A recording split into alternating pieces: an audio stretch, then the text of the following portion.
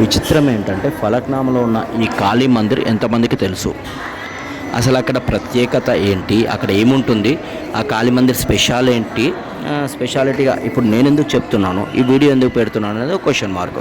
So పూర్తిగా వింటే మీకే అర్థమవుతుంది. కాళీ మందిర్ అనేది మామూలుగా కాళికా మాత అనేది ఒక ఎలా అంటే ఒక మహంకాళి అనేది మీ అందరికి తెలిసిందే.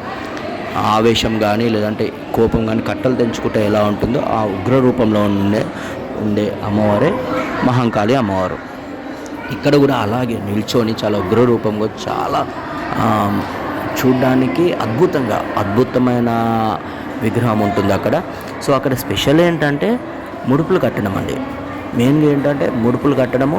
ఆ ముడుపు మనం మొక్కుకొని ఒక ముడుపు ఏదైతే కడతామో కొన్ని రోజులలో కొన్ని వారాల్లోనే మన కోరిక నెరవేరుతుందని అక్కడ భక్తుల నమ్మకం.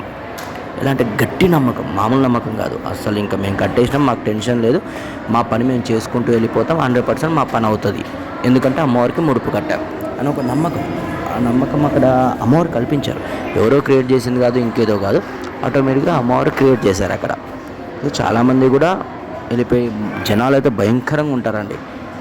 సండే అయితే, ఆదివారం, మంగళవారం కొన్ని రోజులలో చాలామంది ఉంటారు అక్కడ. అమ్మవారు కూడా భారీ ఎత్తున గుడి ఉంటుందని ఏం ఎక్స్పెక్ట్ చేయకండి. సింపుల్గా షెడ్తో ఉంటుంది. అమ్మవారి విగ్రహం పైన కూడా ఏముండదు, ఇంకా షెడ్ లాంటిది ఏముండదు, జస్ట్ ఒక గ్రిల్తో ప్యాక్ చేసి ఉంటుంది. అమ్మవారి విగ్రహాన్ని కూడా అంటే నైవేద్యం ఆ టైంలలో క్లోజ్ చేయాలంటే కూడా జస్ట్ ఒక సర్కిల్ ఉంటుంది. ఆ సర్కిల్ చుట్టూగా ఒక క్లాత్ ఉంటుంది, ఆ క్లాత్తో కవర్ చేస్తారు అమ్మవారిని.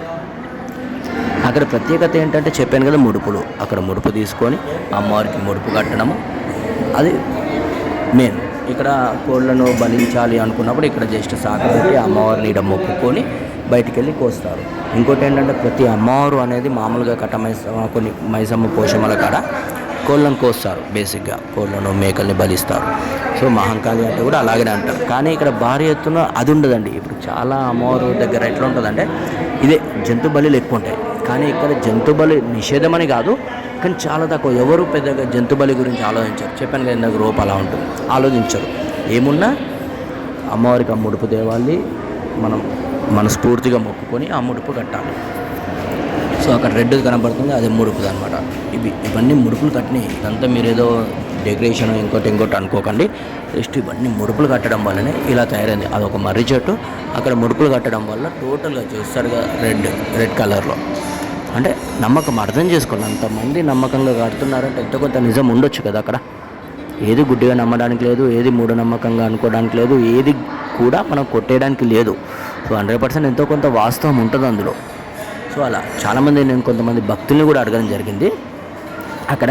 అసలు మీరు ఎన్నోసారి వస్తున్నారు, మీకు ఎలా అనిపిస్తుంది, దీనిది స్పెషల్ అది ఇది అంటున్నారు, నిజమేనా కాదా అంటే 100% నిజం అండి. మేము ఒకసారి వచ్చి మనస్ఫూర్తిగా మొక్కుకొని జస్ట్ ముడుపు కట్టేసి వెళ్ళాము. సో కట్టిన తర్వాత మాకు కొన్ని రోజులకి అంటే కొన్ని రోజులలో మాకు అది నిజం అనిపించింది. మేము మళ్ళీ వచ్చి అమ్మవారికి మొక్కు సమర్పించుకోవడము, పూజ చేయించుకోవడం చేశాం.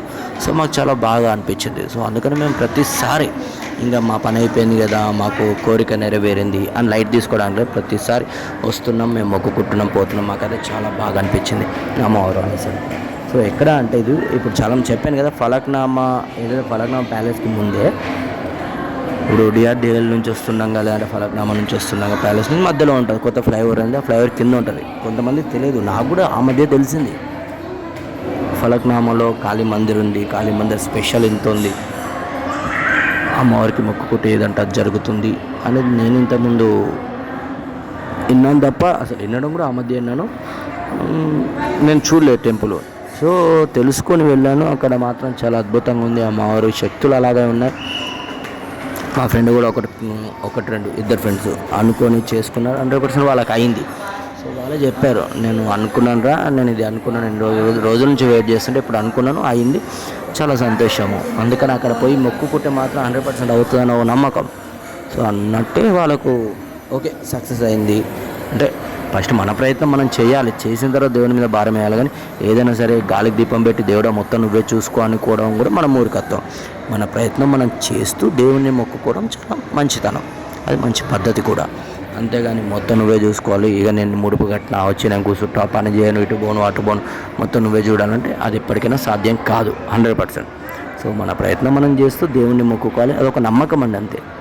ఇప్పుడు ఏమవుతుందంటే నేను ఒక చేయగలుగుతానని దేవునితో మనం ఒక ప్రమాణం చేయించడమో లేదంటే చేయించుకోవడమో లేదంటే ఒక గట్టిగా సంకల్పం చేసుకున్నాం అనుకోండి, సో నేను 100% నువ్వు ఏ తప్పు పని చేయాలన్నా నీకు అది గుర్తుకొస్తుంది.